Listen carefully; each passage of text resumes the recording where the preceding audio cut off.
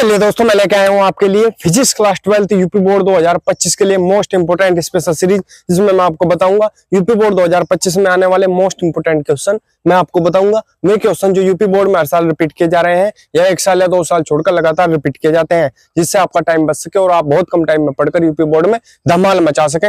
दोस्तों, अगर आपको यही नहीं पता होगा कि यूपी बोर्ड में कौन कौन से ऐसे क्वेश्चन है जो यूपी बोर्ड में हर साल रिपीट किए जा रहे हैं या 1 साल या 2 साल छोड़कर लगातार रिपीट किए जा रहे हैं, जिससे आपका टाइम बच सके और आप बहुत कम टाइम में पढ़कर यूपी बोर्ड में धमाल मचा सके। तो दोस्तों, सबसे पहले आपको ये पता होना जरूरी है कि यूपी बोर्ड का पैटर्न क्या है, कहां से वो क्वेश्चन बनाता है, क्योंकि जो यूपी बोर्ड है वो 95% जो पेपर है वो पिछले कुछ सालों से ही रिपीट करता है। मान लिया पिछले जो कुछ साल है, जैसे 2018, 2019, 20, 21, 22, 23, 24, ठीक है, इनसे ही वो 95% जो पेपर है वो रिपीट करता है, ठीक है, अगले सालों में। ठीक है, तो इस चीज का आपको ध्यान रखना है। इस सीरीज को, इस चीजों को, इन फैक्ट्स को मद्देनजर रखते हुए मैं आपके लिए एक स्पेशल सीरीज लेके आया हूं हर सब्जेक्ट की, जिसमें मैं आपको कराऊंगा वे मोस्ट इंपोर्टेंट क्वेश्चन जो यूपी बोर्ड के लिए मोस्ट इंपोर्टेंट रहने वाले हैं, जिससे आपका टाइम बच सके और आप बहुत कम टाइम में पढ़कर यूपी बोर्ड 2025 में धमाल मचा सके।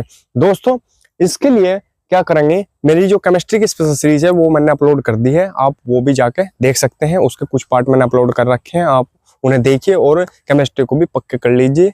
और बहुत अच्छे से समझाया है कि कैसे कैसे आपको पढ़ना है। ठीक है, तो आपको क्या करना है, जो मोस्ट इंपोर्टेंट क्वेश्चन है सबसे पहले उन्हें पढ़ना है। वरना क्या होता है, जो ज्यादा पढ़ने के चक्कर में रहता है बच्चा, वो जो इंपोर्टेंट क्वेश्चन है उसके में छूट जाते हैं। तो इस चीज का ध्यान रखेंगे। तो चलिए दोस्तों, स्टार्ट करते हैं इस स्पेशल सीरीज के इस पार्ट को। इसका जो एक पार्ट है वो मैंने अपलोड कर दिया है। अगर आपने फिजिक्स का एक पार्ट वो नहीं देखा तो आप जल्दी जल्दी जाकर उसे देख सकते हैं और यूपी बोर्ड में धमाल मचाने की तैयारी कर सकते हैं। तो चलिए दोस्तों, क्या है क्वेश्चन, स्थिर वैद्युतिकी का गॉस नियम क्या है? इसकी सहायता से एक बिंदु आवेश के कारण किसी बिंदु पर वैद्युत क्षेत्र की तीव्रता का व्यंजक ज्ञात कीजिए। ठीक है, अथवा में कैसे पूछा जाता है क्वेश्चन, स्थैतिक वैद्युत में गॉस के नियम का उल्लेख कीजिए तथा इसकी सहायता से कूलाम के नियम का निगमन कीजिए। ठीक है, कौन कौन से सन में आया हुआ क्वेश्चन है, 2018, 2022, 2023 और 2024। कहने का मतलब क्या है, लगातार आया हुआ क्वेश्चन है। अब एक डाउट और रहता है बच्चों का कि किसी के पास अगर 2024 का पेपर होगा और उसके पेपर में क्वेश्चन नहीं आया हुआ होगा, मतलब नहीं होगा, तो वो क्या कहेगा कि सर ये तो 2024 में आया हुआ नहीं है। लेकिन ऐसा नहीं है, क्योंकि जो यूपी बोर्ड है वो हर साल 7 सेट बनाता है और आपके पास 7 के 7 सेट उपलब्ध नहीं होते। तो अगर आपको पक्का मैच करना है कि आया हुआ है या नहीं है, तो आप अनसोल्ड पेपर से मैच कर सकते हैं, या यूट्यूब पर जाकर या कहीं भी सर्च करके आप यूपी बोर्ड 2024 के क्लास 12 के फिजिक्स के 7 सेट देख सकते हैं। तब जाके आपको पता लग जाएगा कि ये 2024 में आया हुआ क्वेश्चन है। ठीक है, तो इस चीज में बिल्कुल ना डाउट रखें। जो मैं करा रहा हूँ उसके नोट्स बनाते चलें और अच्छे प्रकार से उसे याद करते चलें, तैयारी करते चलें, तो आपको बहुत कम पढ़ना पड़ेगा और कम पढ़ने के साथ साथ आपको मोस्ट इंपोर्टेंट जो क्वेश्चन है में आपके तैयार हो जाएंगे और आप यूपी बोर्ड में बहुत अच्छे नंबर ला पाएंगे। तो चलिए दोस्तों, क्या है, अथवा में कैसे पूछा जाता है, स्थितिक वैद्युत में गॉस के नियम का उल्लेख कीजिए तथा इसकी सहायता से कूलाम के नियम का निगमन कीजिए। ठीक है, ये जो छोटा क्वेश्चन है, जो स्थिर वैद्युतिकी का गॉस नियम क्या है, इससे करेंगे हम शॉर्ट क्वेश्चन में करा दूंगा इसे। ठीक है, अगले पार्ट में, ऐसे अगले पार्ट में करा दूंगा, जब शॉर्ट क्वेश्चन चलेंगे तब मैं करा दूंगा इस यूनिट के। तो फिलहाल हम कर रहे हैं लॉन्ग क्वेश्चन। तो सबसे पहले हम इस वाले पोर्शन को करेंगे कि इसकी सहायता से एक बिंदु आवेश के कारण किसी बिंदु पर वैद्युत क्षेत्र की तीव्रता का व्यंजक प्राप्त कीजिए। ठीक है, या इसकी सहायता से कूलाम के नियम का निगमन कीजिए। ठीक है, दोनों क्वेश्चन एक ही है, तो एक ही क्वेश्चन में होंगे। ठीक है, चाहे ये क्वेश्चन आ जाए चाहे ये आ जाए, आपको आंसर यही लिखना है। ठीक है, तो चलिए इसका चित्र बना लेंगे, आंसर लिख के ये चित्र बना लेंगे। ठीक है, ये क्या है, कोई बिंदु O है, ये क्यों आवेश है इसके पास, और ये क्या है, यहाँ से जो यहाँ तक की दूरी है ये क्या है, R है। ठीक है, और ये DA है, ये DA वेक्टर है, ये E वेक्टर है। ठीक है, बस इतना पता होना चाहिए। उसके बाद हम करेंगे इसका सॉल्यूशन, स्क्रीनशॉट ले लेंगे, बढ़ेंगे आगे, जल्दी जल्दी रिवीजन करना है हमें। ठीक है, तो स्क्रीनशॉट लेके आगे बढ़ेंगे। दोस्तों, अब इसका करते हैं सॉल्यूशन। ठीक है, मैंने साफ कर दिया है, अब करेंगे इसका सॉल्यूशन। क्या करेंगे, बहुत ही आसान तरीके से बताऊंगा, बहुत ही सिंपल सा लिखेंगे, क्षेत्रफल अवयव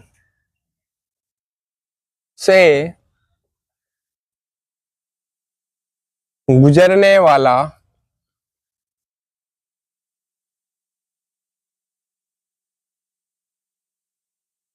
वैद्युत फ्लक्स।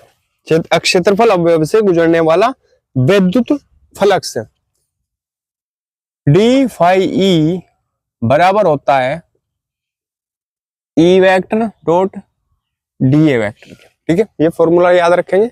डी फाई ई बराबर होता है E vector dot D A vector के। ठीक है भाई, क्लियर है यहां तक। अब इसे खोल लेंगे फॉर्मूला। तो डी फाई ई बराबर क्या हो जाएगा, देखो इसे क्या लिख सकते हैं हम, E D A. E D A क्यों लिख सकते हैं ऐसा ई डी ए, क्योंकि हमारे पास एक फॉर्मूला होता है, sorry E D A cos theta लिखेंगे। हमारे पास एक फॉर्मूला होता है, चूंकि क्या होता है फॉर्मूला बताओ, A vector dot B vector बराबर A B cos theta, A B cos theta. तो इसके अकॉर्डिंग इसे लिखेंगे। इसे क्या लिखेंगे, ए की जगह क्या आया, ए आ गया। ठीक है, वेक्टर हट गया। बी की जगह क्या आया, बी आ गया। ठीक है, और कोस थीटा इसके साथ लग गया गुणा में। ठीक है, ऐसे ही इसे ई की जगह क्या लिखेंगे, ई लिख दिया। डी ए की जगह क्या लिखेंगे, डी ए लिख दिया, और कोस थीटा लग गया। ठीक है, इस फॉर्मूले के अकॉर्डिंग। क्लियर। तो डी फाई ई बराबर क्या हो जाएगा, E D A cos theta. अब थीटा का मान तो यहाँ 0 है, 0 है, तो थीटा बराबर लिख देंगे 0। तो जब थीटा बराबर 0 है तब क्या होगा, डी फाई ई बराबर क्या हो जाएगा, ई डी ए। क्यों हो जाएगा, क्योंकि ये जो कोस 0 रखेंगे यहाँ, थीटा की जगह क्या रखा जाएगा 0, और कोस 0 का जो मान है वो कितना होता है 1। तो ये क्या हो जाएगा, खत्म हो जाएगा। तो लिख देंगे, चलो एक बार लिख भी दे, कोस 0 रख के दिखा दूं हम। ठीक है, तो डी फाई ई बराबर हो जाएगा ई डी ए लिख देंगे, चूंकि कोस 0 बराबर 1। क्लियर है, ट्रिग्नोमेट्री में पढ़ लेंगे, अगर नहीं पता ना मान याद कर लेंगे सब। ठीक है, तो कोस 0 बराबर हो गया 1। तो कोस 0 बराबर 1 हो गया।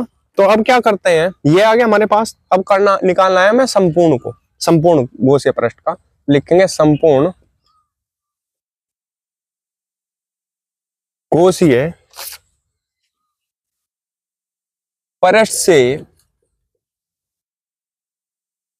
गुजरने वाला, संपूर्ण गौसीय पृष्ठ से गुजरने वाला वैद्युत फलक से, वैद्युत फलक से। और जब संपूर्ण की बात होगी तो इसका हो जाएगा समाकलन। तो क्या हो जाएगा, ये फलक से क्या हो जाएगा, डी फाई ई बराबर ई डी ए है तो यही, लेकिन क्या हो जाएगा इसका समाकलन। ठीक है, तो इसका हो गया आपके पास समाकलन। और जब समाकलन हो जाएगा, समाकलन की क्या खास बात है, समाकलन का जो चिन्ह है ये डी को हटा देता है, तो डी हट जाएगा। तो क्या हो जाएगा, ये फाई ई बराबर, अब ई का तो होता नहीं समाकलन। ठीक है, तो किसका होगा, ई को बाहर ले लेंगे, समाकलन किसका होगा, डी ए का। और जो समाकलन डी ए है वो किसके बराबर हो, किसके बराबर है, 4 पाई आर स्क्वायर के। तो लिख देंगे फाई ई बराबर ई 4 पाई आर स्क्वायर लिख देंगे, चूंकि जो समाकलन डी ए है वो किसके बराबर है, 4 पाई आर स्क्वायर के। ठीक है, क्लियर। तो इसलिए हमने इसकी जगह क्या लिख दिया, 4 पाई आर स्क्वायर लिख दिया। क्लियर, यहां तक क्लियर है बिल्कुल। ठीक है, 4 पाई आर स्क्वायर लिख दिया। क्लियर। अब क्या बचेगा आपके पास, ये मान लेते हैं हम, यहां तक क्लियर है ना, बिल्कुल क्लियर। तो यहां तक हो गया, तो इसे मान लेंगे हम इक्वेशन नंबर 1, इक्वेशन नंबर 1 मान लो इसे। ठीक है भाई, अब क्या करेंगे, परंतु गॉस के नियम से, अब गॉस के पर में क्या है हमारे पास, गॉस का नियम क्या है, ये शॉर्ट क्वेश्चन में भी कराऊंगा मैं। ठीक है, परंतु गॉस की परमेय से, परंतु गॉस की परमेय से, गॉस की परमेय क्या बोलती है, फाई बराबर क्यू बटे एप्सिलॉन 0, ये है गॉस की परमेय। क्लियर, यहां तक फाई ई बराबर क्यू बटे एप्सिलॉन 0। ठीक है, इसे मान लेते हैं हम इक्वेशन नंबर 2। क्लियर, इसे मान लेते हैं हम इक्वेशन नंबर 2। अब समीकरण 1 व 2 की क्या कर देते हैं हम, तुलना कर दो। ठीक है, तुलना कैसा होगी, तुलना कैसा होगी, अब देखो ये भी फाई ई का मान है, ये भी फाई ई का मान है। क्लियर, ये भी फाई ई का मान है, ये भी फाई ई का मान है, तो दोनों मान आपस में बराबर होंगे, तो ये इसके बराबर होगा। ठीक है, तो क्या लिख सकते हैं, इसका जो मान है इसके बराबर होगा, तो क्या लिखा जाएगा, ई 4 पाई आर स्क्वायर बराबर क्यू बटे एप्सिलॉन 0। क्लियर, तो ई बराबर हो जाएगा, ई बराबर क्या हो जाएगा, यहां से ई बराबर क्या होगा, ये जो 4 पाई और आर स्क्वायर है ये कहाँ जाएगा, अपॉन में चला जाएगा नीचे। ठीक है, तो क्या बन जाएगा 1/4 पाई आर स्क्वायर क्यू बटे एप्सिलॉन 0 लिखा जा सकता है। क्लियर है, ये जो 4 पाई आर स्क्वायर है अपॉन में जाएगा ना। ठीक है, क्यू बटे एप्सिलॉन 0 ये तो है ही। ठीक है, या क्या लिखेंगे इसे, ई बराबर 1/4 पाई एप्सिलॉन, क्योंकि इसका जोड़ीदार है तो इसे इसके साथ लिख लेंगे 4 पाई एप्सिलॉन 0। तो और क्या बचेगा इधर, क्यू बटे नीचे बचेगा आर स्क्वायर। तो ये आ गया आपके पास ई बराबर 1/4 पाई एप्सिलॉन 0 क्यू बटे आर स्क्वायर। तो ये हो गया एक बिंदु के कारण। ठीक है, जो फर्स्ट वाला था। अभी इसने क्या पूछा आगे कि इससे हमें क्या करना, कूलाम का नियम भी सिद्ध करना है। तो कूलाम का नियम भी सिद्ध करना है तो लिखेंगे, तो यहां से लिख देंगे ऐसे। ठीक है, यहां तक तो ये पहले का तो कंप्लीट हो गया। अब सेकंड में कूलाम का नियम भी अगर पूछा हुआ है तो ऐसे यहां से स्टार्ट करेंगे, फिर यहां तक तो करना ही है, फिर इसके बाद यहां से करेंगे। यदि क्यू आवेश से आर दूरी पर, यदि क्यू आवेश से आर दूरी पर,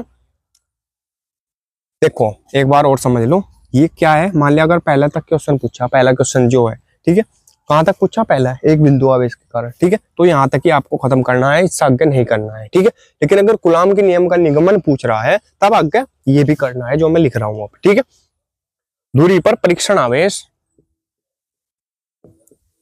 परीक्षण आवेश Q0, परीक्षण आवेश Q0 स्थित हो, इधर ही लिख देते हैं, स्थित हो। क्लियर दिख रहा है ना, नीचे नहीं दिख रहा है नीचे। ठीक है, तो कोई नहीं, आगे लिख देते हैं, स्थित हो तब कार्यरत बल, तब कार्यरत बल, तब उस पर कार्यरत बल F बराबर होता है, क्या होता है F बराबर Q0E। क्या होता है Q0E, दिख रहा है Q0E। ठीक है, अब E का मान आपके पास कितना दिया हुआ है, ये बताओ E का मान आपके पास कितना दिया हुआ है, ये दिया हुआ है। तो ये जो मान है ये आपको यहाँ रखना है बस, और कुछ नहीं करना। ठीक है, तो स्क्रीनशॉट ले लो इसका, मैं साफ कर देता हूँ फिर आगे बढ़ेंगे जल्दी से। तो रख देंगे मान, ठीक है, इसी की जगह रख देंगे। तो F बराबर आपके पास क्या हो जाएगा, F बराबर Q0E का मान ये है तो ये रख देंगे 1/4 पाई एप्सिलॉन 0 Q बटे आर स्क्वायर। क्लियर, अब यह इसे क्या लिखा जा सकता है, F बराबर 1/4 पाई एप्सिलॉन 0 Q और Q0 को एक साथ लिख लेंगे, Q0 बटे आर स्क्वायर, क्योंकि आवेश। तो यही तो कूलाम का नियम है। या क्या लिखा जा सकता है इसको, F अनुक्रमानुपाती Q0 और व्युत्क्रमानुपाती 1/आर स्क्वायर या आर स्क्वायर। ठीक है, तो यही क्या है आपके पास, कूलाम का नियम है, यही कूलाम का नियम है। ये प्रूव्ड हो गया। ठीक है, ये हमने क्या कर दिया, प्रूव्ड कर दिया। प्रूव्ड क्या है, सिद्ध कर दिया। ठीक है, सिद्ध कर दिया और प्रूव कर दिया, एक ही बात है। इसे हमने निगमन कर दिया, सूत्र हमें निकाल दिया। ठीक है, तो स्क्रीनशॉट ले लेंगे इसका। तो दोस्तों अगर वीडियो अच्छी लगी हो तो प्लीज वीडियो को लाइक कीजिए, कमेंट कीजिए और हमारे चैनल को सब्सक्राइब कीजिए और घंटी का बटन भी दबा लीजिए, जिससे आपको हमारी वीडियो की नोटिफिकेशन सबसे पहले मिल सके। मिलते हैं अगली वीडियो में, तब तक के लिए बने रहिए हमारे चैनल पर। धन्यवाद।